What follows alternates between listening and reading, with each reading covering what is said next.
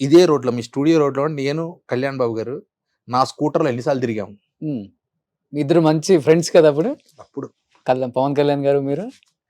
రాత్రి 6:30, 7 గంటలకు ఫోన్ చేసేవాడు. ప్రకాష్ అర్జెంట్గా రా అనేవాడు. నా స్కూటర్ ఎక్కి ఆయన హెల్మెట్ పెట్టుకున్నాడు.